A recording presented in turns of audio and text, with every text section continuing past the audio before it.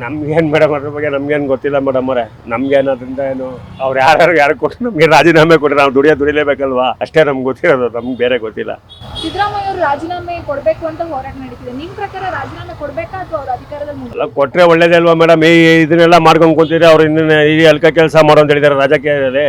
ಒಳ್ಳೇದು ಮಾಡು ಅಂತ ಹೇಳಿದ್ದಾರೆ. ಎಲ್ಲರೂ ಓಟ್ ಹಾಕಿ ನಾವೇನು ಗೆಲ್ಸೋದು, ಒಳ್ಳೇದು ಮಾಡಿ ಅಂತ ಗೆಲ್ಸೋದು. ಇವರು ಹಿಂಗೆ ಮಾಡ್ಕೊಂಡು ಮನೆ ಹಾಳು ಮಾಡ್ಕೊಂಡು ಕೂತಿರಿ, ಯಾರು ಇದು ಬೇಜಾರಾಗಲ್ವ ಎಂತರ್ಗು ಹೇಳಿ. ನೋಡಿ ಬಂದ ಅದೇನೇನೋ ಮಾಡ್ದ, ಎಲ್ಲ ಮಾಡ್ಬಿಟ್ಟು ಕೊನೆಗೆ ನೋಡಿ ಆಟೋ ಡ್ರೈವರ್ಗಳು ಒಡ್ಡಿ ಇದು ಮಾಡ್ದ, ಆ ಥರ ಮಾಡಿದ್ದಾನೆ. ಫ್ರೀ ಬಸ್ ಅಂತೆ ಅದಂತ ಇವೆಲ್ಲ ಏನಕ್ಕೆ ಬೇಕಾಯಿತು? ಯಾರು ಕೇಳಿದ್ರು? ಇದೆಲ್ಲ ಬೇಕಾಯ್ತು ಕೇಳಿದ್ರ ಜನ? ಯಾರು ಕೇಳಿರಲಿಲ್ಲ, ಅವ್ರಾಗ ಅವ್ರು ಮಾಡ್ಕೊಂಡಿದ್ದಾರೆ ಅಷ್ಟೇ. ಇದರಿಂದ ಒಳ್ಳೇದೇ, ಅವ್ನು ಕೊಟ್ಟರೆ ಒಳ್ಳೇದೇ, ಇದ್ರೂ ಒಳ್ಳೇದೇ, ಇಲ್ಲದೆವರೆಗೂ ಒಳ್ಳೇದೇ. ಬೇರೆ ಯಾರೋ ಒಳ್ಳೆಯವ್ರು ಬಂದರೆ ಒಳ್ಳೆ ಒಂದು ಇದಿರ್ತದೆ. ಯಾರು ಮೋದಿ ಅಂತವ್ರು ಬಂದರೆ ಸಾಕು ನಮಗೆ, ಬೇರೆ ಯಾರು ಬೇಡ. ನಮ್ಗೆ ಮೋದಿ ಅಂತವ್ರು ಇದ್ದರೆ ನಮಗೂ ಒಂಥರ ಖುಷಿನೇ.